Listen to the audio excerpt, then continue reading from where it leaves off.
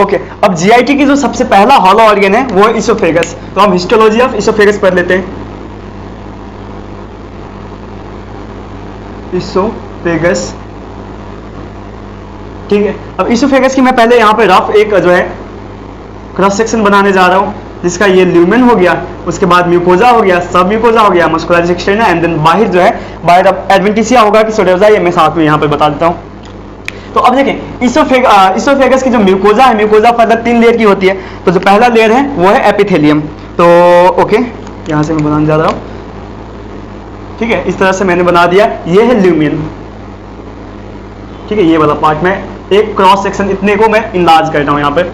ये ल्यूमेन है। ल्यूमेन के बाद जो पहला लेयर था, ओके थोड़ा और नीचे, ये जो पहला लेयर है जिसको हम म्यूकोजा की एपिथेलियम कहते हैं, वो है स्टाइडिफाइड स्क्वामस नॉन केराटिनाइज्ड एपिथेलियम। इसके ऊपर क्या हो गया, अब ये मतलब बेजल सेल के बाद हो गया पॉलीगोनल सेल्स, और पॉलीगोनल सेल्स के बाद हो गया फ्लैटेंड स्क्वामस सेल्स, जो कि 2-3 लेयर होगा।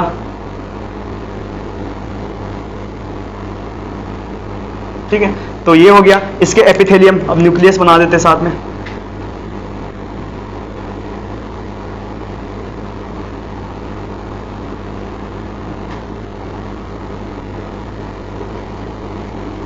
फ्लैटेंड सेल की वही एज यूजुअल न्यूक्लियस हो जाएगा। ठीक है, ये हो गया। अब एपिथेलियम के बाद क्या आ जाता है, लैमिना प्रोप्रिया। तो लैमिना प्रोप्रिया एक कनेक्टिव टिश्यू है, ठीक है, कनेक्टिव टिश्यू है।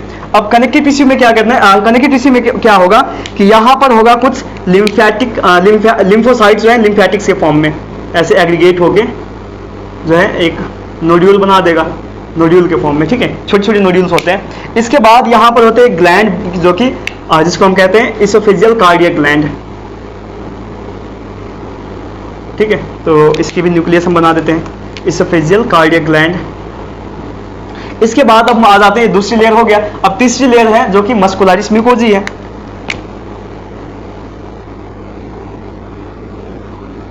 ये है मस्कुलरिस म्यूकोजी। मस्कुलरिस म्यूकोजी में ये हो गया रॉड शेप न्यूक्लियस। ठीक है, सेंट्रल रॉड शेप न्यूक्लियस। इसके बाद अब जो है ये तो हो गया पहला लेयर म्यूकोजा। म्यूकोजा के बाद आ जाता है सब म्यूकोजा, जो कि क्या है, एक कनेक्टिव टिश्यू है। अगेन कनेक्टिव टिश्यू है। यहाँ पर भी ब्लड वेसल वगैरह, यहाँ पर भी ब्लड वेसल होगा, यहाँ पर भी होगा। यहाँ पर एक स्पेशल ग्लैंड होता है, या सिंपली ऐसे याद रखें कि सब म्यूकोजा में सिर्फ 2 ही ऑर्गन में ग्लैंड होते हैं, एक है इसोफेगस में और दूसरा है ड्यूओडेनम में। तो इसोफेगस का मैं बनाने जा रहा हूँ इसोफेजियल ग्लैंड प्रॉपर। इसको हम इसोफेजियल ग्लैंड प्रॉपर कहते हैं,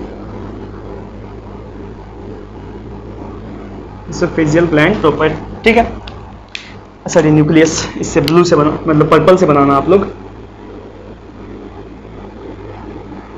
ये हो गया। इसके बाद अब आ जाते हैं हम थर्ड लेयर। थर्ड लेयर का नाम है मस्कुलरिस एक्सटर्ना। तो मस्कुलरिस एक्सटर्ना जो है, जिसका नॉर्मल पैटर्न मैंने बताया था कि क्या होगा, inner circular and outer longitudinal होगा। तो एक चीज और मैं बता दूं इसोफेगस के केस में, ये इसोफेगस अगर है, इसको हम 3 पार्ट्स में डिवाइड करते हैं। ठीक है, 3/1/3, मतलब ये अपर 1/3, मिडल 1/3 एंड लोअर 1/3। अपर 1/3 में जो है स्केलेटल मसल होते हैं सिर्फ। ठीक है, जो मिडल 1/3 है यहाँ पर होते हैं स्केलेटल प्लस स्मूथ मसल, और जो लोअर 1/3 है वहां पर स्मूथ मसल्स होते हैं। ठीक है, तो अब अगर हम फॉर एग्जांपल बात करते हैं सिर्फ स्केलेटल मसल की या अपर 1/3 की, तो यहां पर होगा इनर लॉन्गिट्यूडनल, इनर सर्कुलर और आउटर लॉन्गिट्यूडनल। तो इनर सर्कुलर इस तरह से हम बनाते हैं क्योंकि ये है स्केलेटल मसल। तो स्ट्राइएशंस हम दिखाएंगे, और स्ट्राइएशन दिखाने के बाद हम क्या दिखाएंगे, पेरिफेरल एरियाज में न्यूक्लियस। ठीक है, अब इसके बाद आ जाते हैं हम लॉन्गिट्यूडनल लेयर जो कि आउटर है। तो अगर हम उसकी क्रॉस सेक्शन देखें तो लॉन्गिट्यूडनल लेयर ऐसे बन गया होता है। ठीक है, लॉन्गिट्यूडनल लेयर को आप अच्छे से फिल कर देना, और इसके पेरीफेरी में आप न्यूक्लियस दे देना, क्योंकि ये स्केलेटल मसल है।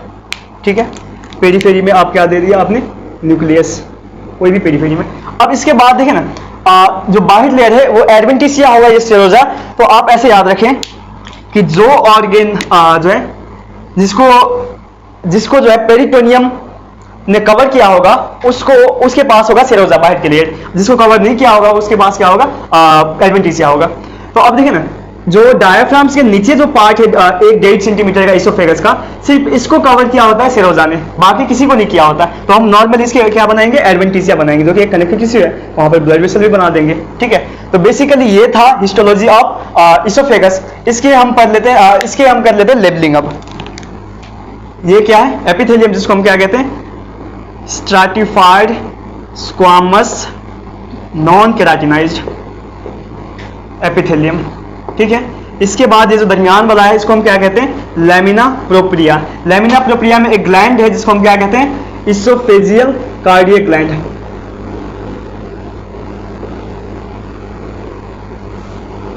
ये मोस्टली ये ग्लैंड प्रेजेंट होते हैं इधर नीचे वाले रीजन में, क्योंकि जहां से स्टोमक की कार्डियक पार्ट कंटिन्यू होती है। इसके बाद जो ये सेकंड इसका हो गया, इसके बाद जो थर्ड पार्ट है इसको हम कहते हैं मस्कुलारिस म्यूकोजी, और इन तीनों को इकट्ठा हम क्या कहते हैं, म्यूकोजा, ठीक है। इसके बाद ये हो गया कनेक्टिव टिश्यू का लेयर, जिसको हम कहते हैं सब म्यूकोजा,